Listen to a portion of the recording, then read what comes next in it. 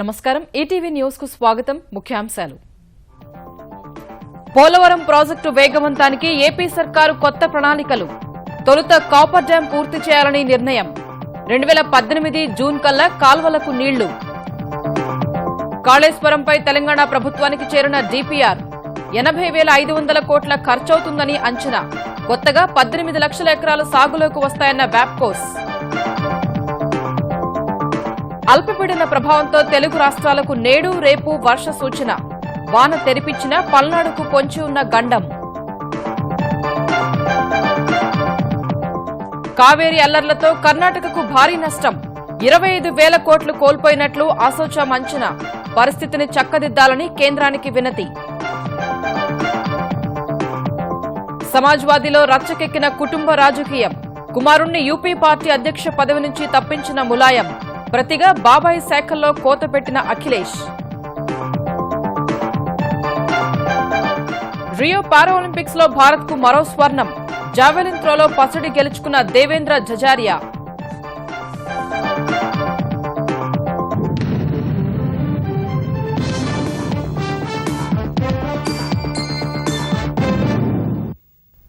Polavaram project నిర్మాణంలో కొత్త ఆలోచనల దిశగా ఆంధ్రప్రదేశ్ ప్రభుత్వం అడుగులు వేస్తోంది. తొలి దశలో కాపర్ డ్యాం నిర్మాణంతోనే కాలువలకు నీళ్లివ్వాలని నిర్ణయించింది. అందుకు అనుగుణంగా 60 టీఎంసీల నీటి నిల్వకు అవకాశం కల్పిస్తూ స్పిల్వే నిర్మాణం, గేట్లు ఏర్పాటు చేస్తున్నారు.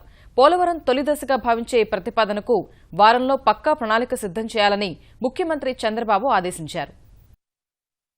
2018 కల్లా పోలవరం ప్రాజెక్టును పూర్తి చేయాలని లక్ష్యంగా పెట్టుకున్న ఆంధ్రప్రదేశ్ ప్రభుత్వం ఆ దిశగా కొత్త ప్రతిపాదనను తెరపైకి తెచ్చింది. నిన్న పోలవరం ప్రాజెక్టు పనుల పరిశీలన సందర్భంగా ఉన్నత స్థాయి సమీక్ష నిర్వహించిన ముఖ్యమంత్రి చంద్రబాబు నాయుడు తాజా పరిణామాల దృష్ట్యా పోలవరం ప్రాజెక్టులో భాగంగా గోదావరి నీళ్లు మళ్లించేందుకు కాపర్ డ్యాం నిర్మాణంతోనే కాలువలకు నీళ్లిచ్చే అవకాశం ఉందా అని నిపుణులను ఆరా తీసినట్టు తెలిసింది. గుత్తేదారులతో ఒప్పందం ప్రకారం కాపర్ డ్యాం 31 అడుగుల ఎత్తున నిర్మించాల్సి ఉంది. అయితే కేంద్ర జలసంఘం డిజైన్ల కమిటీ ముందుంచిన 2 ప్రతిపాదనల్లో 41 మీటర్ల మేర కాపర్ డ్యాం నిర్మించాలనే ప్రతిపాదనకు ఆమోదం తెలిపింది.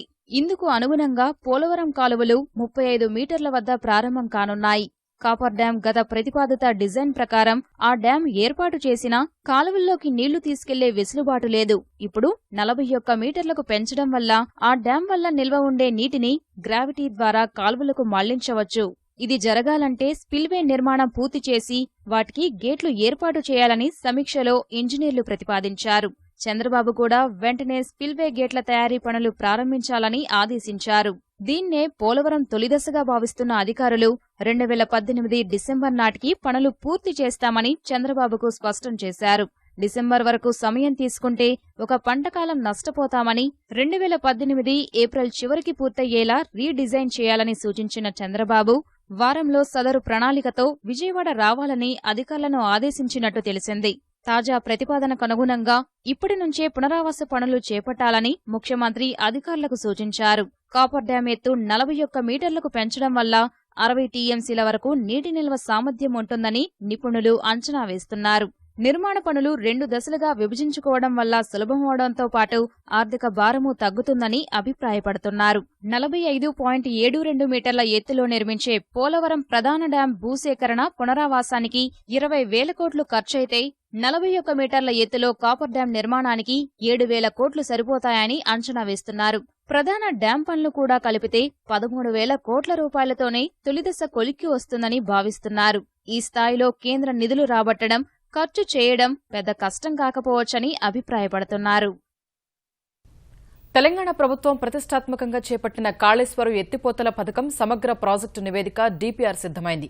225 టీఎంసీల నీరు వినియోగించేలా డీపీఆర్ రూపొందించిన వ్యాప్కోస్ 80,500 కోట్ల రూపాయల భారీ వ్యయం అవుతుందని లెక్కగట్టింది.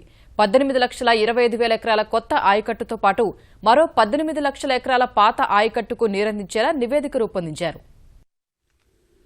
గోదావరి జలాలను పూర్తి స్థాయిలో వినియోగించుకోవడమే లక్ష్యంగా తెలంగాణ సర్కార్ తలపెట్టిన కాళేశ్వరం ఎత్తిపోతల పథకం సమగ్ర ప్రాజెక్టు నివేదిక డీపీఆర్ను కన్సల్టెన్సీ సంస్థ వ్యాప్కోస్ నీటిపారుదల శాఖకు అందజేసింది.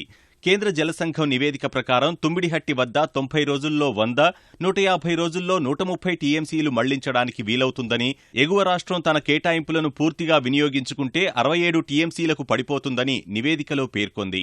మేడిగడ్డ వద్ద 282 టీఎంసీల నీటి లభ్యత ఉంటుందని, ఇది ఎంతో అనువైన ప్రాంతమని పేర్కొంది.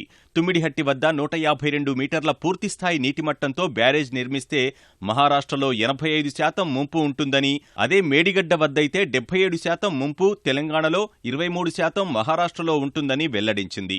గతం కంటే ప్రతిపాదిత ఆయకట్టు కూడా 16,40,000 నుంచి 18,25,000 ఎకరాలకు పెరుగుతుందని, నీటి మళ్లింపు 160 టీఎంసీల నుంచి 180 టీఎంసీలకు పెరిగిందని వ్యాప్కోస్ నివేదించింది.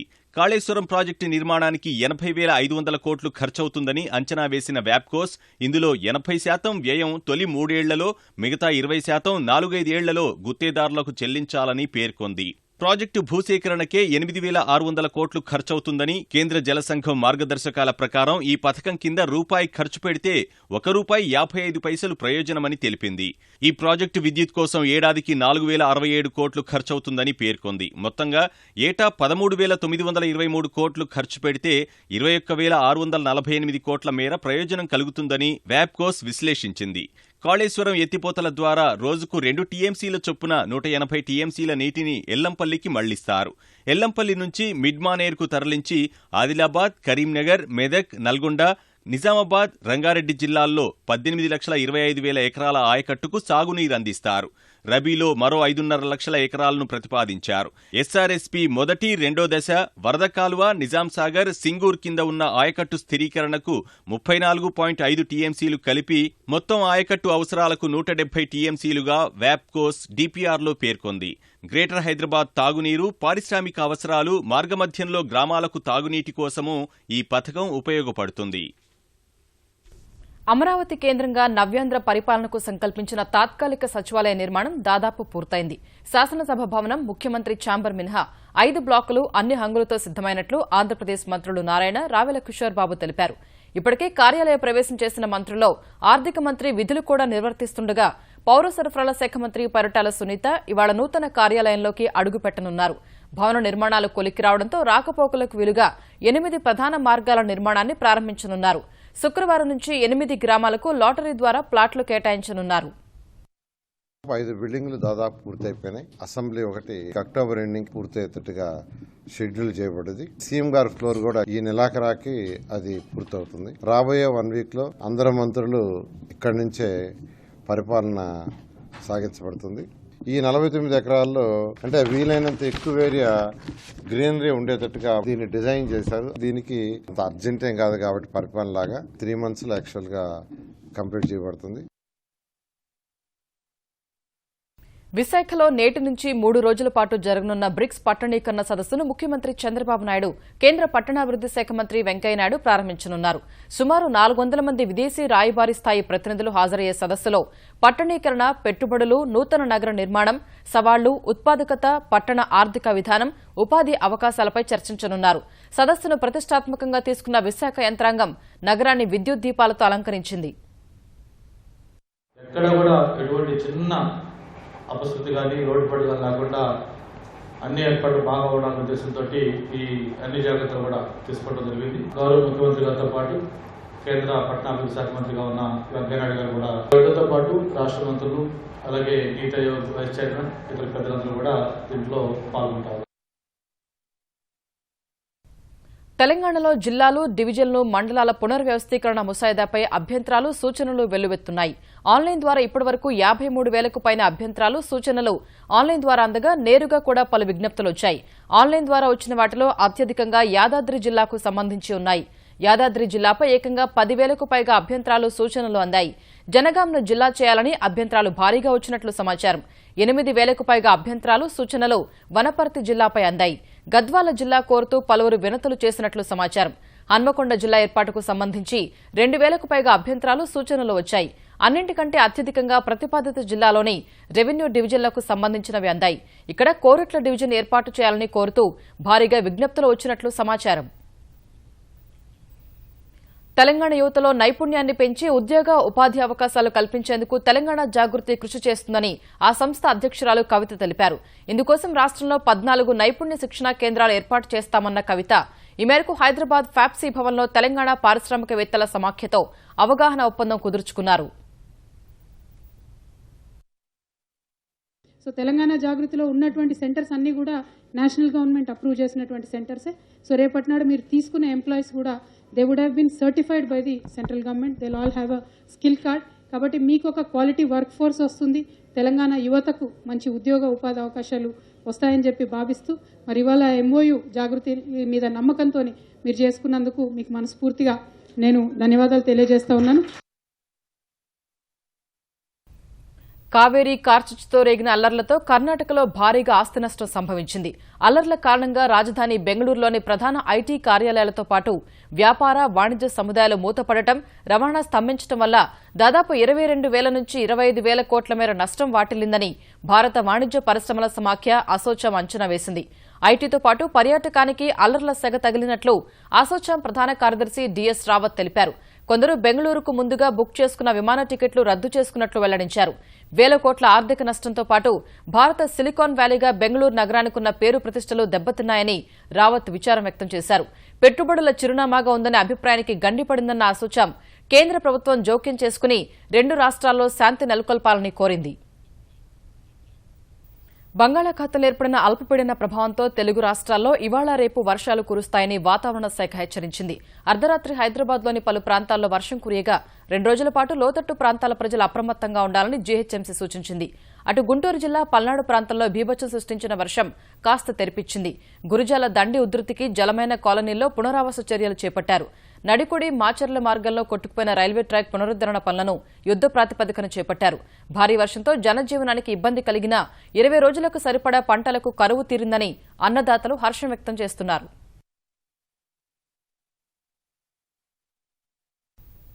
నైరుతి రుతుపవనాల నిష్క్రమణ మరో 2-3 రోజులు ప్రారంభం కానుంది. పశ్చిమ రాజస్థాన్ నుంచి రుతుపవనాలు తప్పుకుంటాయని భారత వాతావరణ శాఖ తెలిపింది. సాధారణంగా సెప్టెంబర్ 1 నుంచి నిష్క్రమణ ప్రక్రియ మొదలవుతుంది. ఇదే సమయంలో ఇప్పటివరకు దేశవ్యాప్తంగా 5% తక్కువ వర్షపాతం నమోదైనట్టు వాతావరణ శాఖ తెలిపింది. దేశవ్యాప్తంగా 802 మిల్లీమీటర్ల వర్షపాతం నమోదైతే సాధారణ వర్షపాతంగా పరిగణించనుండగా ఈ ఏడాది 759.9 మిల్లీమీటర్ల వర్షపాతం మాత్రమే నమోదైంది. తూర్పు ఈశాన్య భారతంలో సాధారణం కంటే 13% తక్కువ వర్షపాతం నమోదవగా దక్షిణాదిన 12% తక్కువ రికార్డైంది. మధ్య భారతంలో మాత్రమే సాధారణం కంటే 1% ఎక్కువ వర్షాలు కురిసినట్టు వాతావరణ విభాగం తెలిపింది. తుపాకీ నీడలో అరాచకాలు సృష్టించిన నయీం అనుచరులు, అతనితో సంబంధాలు నెరిపిన ప్రజాప్రతినిధులపై చర్యలకు రంగం సిద్దమైంది. నయీంతో సంబంధం ఉన్న ఎమ్మెల్యే, ఎమ్మెల్సీలతో పాటు పోలీసు ఉన్నతాధికారులపై కొరడా జుడిపించాలని తెలంగాణ ప్రభుత్వం నిర్ణయించినట్లు తెలుస్తోంది. 2 ఎమ్మెల్యేలు, ఎమ్మెల్సీలపై చర్యల విషయంలో పోలీసులు న్యాయ నిపుణుల సలహాలు తీసుకున్నట్లు సమాచారం. నయీంతో సంబంధాలున్న అధికార పార్టీ ప్రజాప్రతినిధులతో రాజీనామా చేయిస్తారా లేదంటే నేరుగా అరెస్టులేనా అనేది చర్చ జరుగుతోంది. నయీంకు కొమ్ము కాసిన పోలీసు ఉన్నతాధికారులపై కఠిన చర్యలు తీసుకోనున్నట్లు తెలిసింది. విశ్వవిద్యాలయాల్లో వివక్షను తొలగించాలంటే రోహిత్ చట్టం తీసుకురావడం ఒక్కటే మార్గమని, ఆధునిక అసమానత, సంస్థాగత హత్యకు రోహిత్ వేముల ఉదాహరణ అనే అంశంపై తెలంగాణ కాంగ్రెస్ నిర్వహించిన సదస్సులో వక్తలు అభిప్రాయపడ్డారు. కేంద్ర రాష్ట ప్రభుత్వాల్లోని పెద్దలు దళిత విద్యార్థుల పట్ల వివక్ష ప్రదర్శిస్తున్నారని టీపీసీసీ అధ్యక్షుడు ఉత్తమ్ కుమార్ రెడ్డి ఆరోపించగా, అప్రజాస్వామిక విధానాల వల్లే విశ్వవిద్యాలయాల్లో వివక్ష కొనసాగుతోందని తెలంగాణ రాజకీయ ఐకాస అధ్యక్షుడు కోదండరాం విమర్శించారు. యూనివర్సిటీలో ఉన్నటువంటి అప్రజాస్వామిక వైఖరి కారణంగా అక్కడ ఈ వ్యత్యాసము తీవ్రమవుతున్నది, వివక్ష పెరిగిపోతున్నది, కానీ అక్కడ అంతం కావటం లేదు. ఇది జరుగుతున్నటువంటి ఒక వాస్తవం. రోహిత్ చట్టం పార్లమెంట్ లో ప్రవేశపెట్టి ఇది చట్టరూపం దాలిస్తే ఈ భారతదేశంలో దళిత విద్యార్థులందరికీ కూడా న్యాయం జరుగుతుందని చెప్పి నేను భావిస్తున్నాను. 2019 ఎన్నికలే లక్ష్యంగా పార్టీ కార్యకలాపాలపై దృష్టి సారించిన జనసేన అధినేత పవన్ కళ్యాణ్ పార్టీ సిద్ధాంతాలపై మరో పుస్తకం విడుదల చేయనున్నారు. జనసేన స్థాపించిన తొలి ఏడాది ఐడియాలజీ ఆఫ్ జనసేన పేరుతో ఇజం పుస్తకాన్ని ఆవిష్కరించిన పవన్ ఇప్పుడు మార్పు కోసం యుద్దం శీర్షికన నేను మనం జనం పేరుతో కొత్త పుస్తకాన్ని రచిస్తున్నారు. జనసేన స్థాపనకు ప్రేరేపించిన పరిస్థితులు, తాను సాధించాలనుకుంటున్న ఆశయాలను పుస్తకంలో పొందుపరచనున్నారు. తొలి పుస్తకం ఇజన్లో పవన్ రచన ధార్మిక తాత్విక పంథాలో సాగగా ఇప్పుడు దానికి భిన్నంగా సరళంగా సూటిగా ఉండేలా ప్రయత్నిస్తున్నట్లు తెలుస్తోంది. వచ్చే ఏడాది ప్రథమార్థంలో విడుదలయ్యే అవకాశం ఉంది. ఆంధ్రప్రదేశ్కు కేంద్రం ప్రకటించిన ప్యాకేజీకి చట్టబద్దత కల్పించి సత్వరమే అమలు చేయాలని Andhra Pradesh chamber of commerce and industry federation ప్రతినిధులు విజయవాడలో డిమాండ్ చేశారు. కేంద్రం భారీగా రాయితీలిస్తుందని ఆశించి చాలా మంది పరిశ్రమలు పెట్టేందుకు ముందుకు వచ్చారని 2.5 ఏళ్ల జాప్యం కారణంగా వెనక్కి వెళ్లారని తెలిపారు. ఆదాయం, కస్టమ్స్ పన్ను మినహాయింపు సహా మరిన్ని ప్రోత్సాహకాలు ప్రకటించాలని కోరారు. సెంట్రల్ గవర్నమెంట్ వాళ్ళు మరి ఇన్ఫ్రాస్ట్రక్చర్ పరంగా కానీ మరి ఈ స్పెషల్ ఇన్సెంటివ్స్ పరంగా కానీ అది త్వరితగతిన ఒక పాలసీ అనౌన్స్ చేసి గనక ఇమ్మీడియట్ గా దాని కార్యరూపం దాల్చి చట్టబద్ధ కల్పించకపోతే గనక ఇంకా చాలా డిలే అయిపోతుంది, గ్రోత్ డిలే అయిపోతుంది. ఎందుకంటే ఆల్మోస్ట్ ఇప్పటికే 2.5 years అయిపోయింది. యాక్చువల్ గా స్పెషల్ ఇన్సెంటివ్స్ అన్న ఇమ్మీడియట్ గా త్వరితగతిన అనౌన్స్ చేసి ఈ ఇండస్ట్రియల్ గ్రోత్ కి తోడ్పడతారని ఆశిస్తాం. ప్రైవేటు వాహనాలకు ధీటుగా అత్యంత అధునాతన సౌకర్యాలతో మినీ బస్సులను అందుబాటులోకి తెస్తున్నట్టు తెలంగాణ ఆర్టీసీ ఎండీ రమణారావు తెలిపారు. సీఎం కేసీఆర్ సూచనల మేరకు మినీ బస్సులు నడపాలని నిర్ణయించినట్టు చెప్పిన ఆయన దసరా పండుగ నాటికి అందుబాటులోకి తెస్తామన్నారు. ఈ బస్సులను ఉబెర్, ఓలా తరహాలో అప్లికేషన్ ద్వారా ప్రయాణికుల వద్దకు వెళ్లేలా వ్యవస్థను రూపొందిస్తున్నామని చెప్పారు. ఇప్పటికే 236 మినీ బస్సుల కొనుగోలు కోసం మహేంద్ర కంపెనీతో ఒప్పందం కుదుర్చుకున్నట్టు వివరించారు. ప్రయాణికులకు చేరువలో మినీ బస్సు ద్వారా వెళ్లి వాళ్ళు ఉన్న కాలనీ అనుకోండి ఏదని అనుకోండి, సో అక్కడ నుంచి వారిని పికప్ చేసి నేరుగా వరంగల్లో వారు ఎక్కడ దిగాలనుకుంటారో సమీపంలో అక్కడ దించేటట్టు నిజామాబాద్ లో కానీ వరంగల్లోనే కానీ ఇలా దానికి ఒక యాప్ కూడా డెవలప్ చేస్తున్నాము. తర్వాత ఆన్లైన్ బుకింగ్ ఫెసిలిటీ ఉంటుంది. ఇవి ఏంటంటే ఇవేవి బస్ స్టేషన్ లోకి వెళ్లి బస్ స్టేషన్ లో మళ్ళీ మాదిరిగా ఉండదు. వితౌట్ కండక్టర్ ఇది ఒక 21 సీట్లు ఉంటాయి ఈ బస్సులో. సో ఇది ప్రయోగాత్మకంగా ఇది మేము చేస్తున్నాము. గుంటూరు ప్రభుత్వ ధర్మాసుపత్రిలో వైద్యుల నిర్లక్ష్యం మరోసారి బయటపడింది. అప్పుడే పుట్టిన పసిబిడ్డ బతికుండగానే చనిపోయిందని తల్లిదండ్రులకు అప్పగించారు. గుంటూరు శివార్లోని దాసరిపాలెనికి చెందిన దుర్గాభవాని ప్రసవం కోసం జీజీహెచ్లో చేరింది.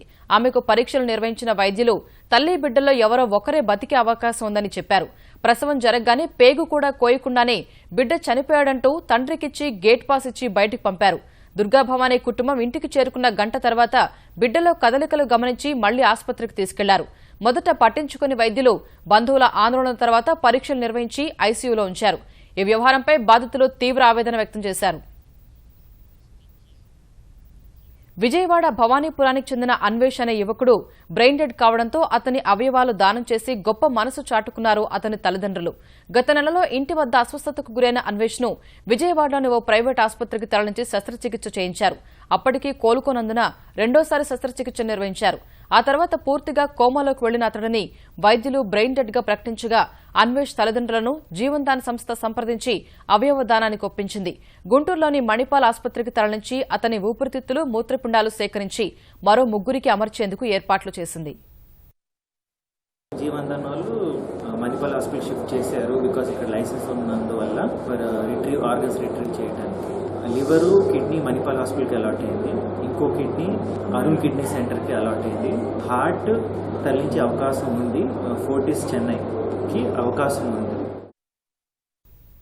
తెలుగు రాష్ట్రాల్లో గణేష్ ఉత్సవాలు తుదిదశకు చేరుకున్నాయి. ఇప్పటికే కొందరు గణనాథులు గంగ ఒడికి చేరుగా రేపు ఖైరతాబాద్ గణేశుడితో పాటు భాగ్యనగర మండపాల్లో కొలువైన వినాయక విగ్రహాలు నిమజ్జనానికి తరలి వెళ్లనున్నాయి.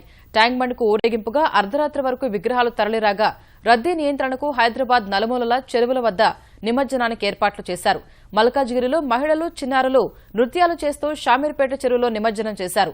ఆంధ్రప్రదేశ్లోని కర్నూలులో గణేశుడి శోభాయాత్ర కన్నుల పండుగగా సాగింది. కర్నూలు మధ్యలో ప్రవహించే కేసీ కాల్వలో వినాయక ఘాట్ వద్ద దాదాపు 2000కు పైగా విగ్రహాలు నిమజ్జనం చేశారు.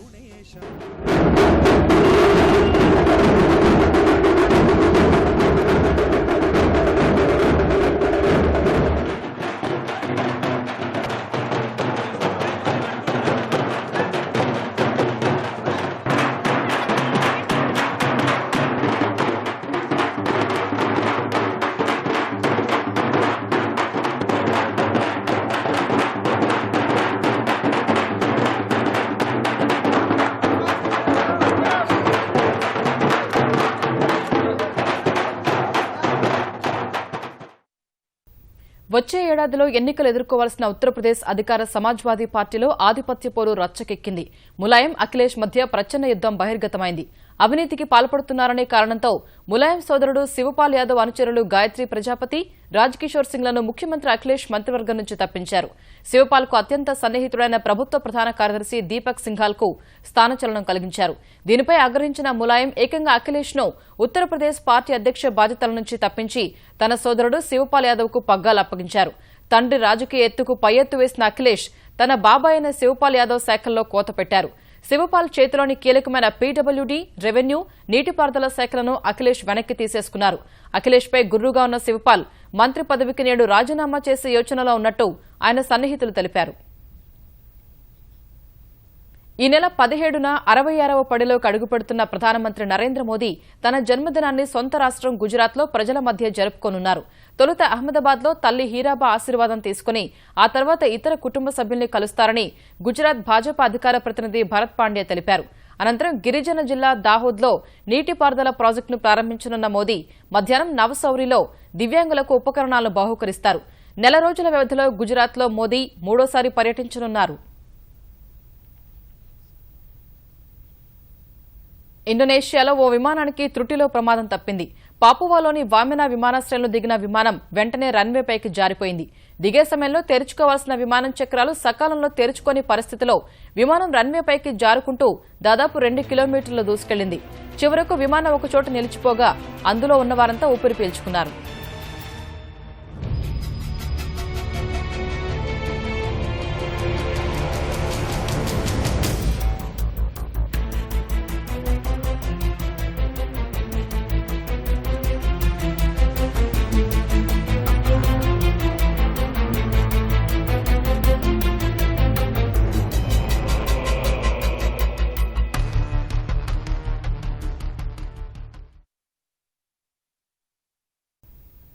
రియో పారాలింపిక్స్ లో భారత్ ఖాతాలో మరో స్వర్ణం చేరింది.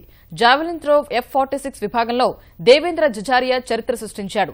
జావెలిన్ ను 63.97 మీటర్ల దూరం విసిరి పసడి పతకం సాధించడంతో పాటు సరికొత్త ప్రపంచ రికార్డు కూడా నమోదు చేశాడు. 2004 ఏథెన్స్ పారాలింపిక్స్ లోనూ జజారియా స్వర్ణం సాధించాడు. తాజా స్వర్ణంతో భారత్ ఖాతాలో 2 స్వర్ణాలు సహా 1 రజతం, 1 కాంస్యం పతకాలు చేరాయి. పతకాల పట్టికలో భారత్ 31వ స్థానానికి చేరుగా పారాలింపిక్స్ చరిత్రలో భారత్కు ఇదే అత్యుత్తమ ప్రదర్శన.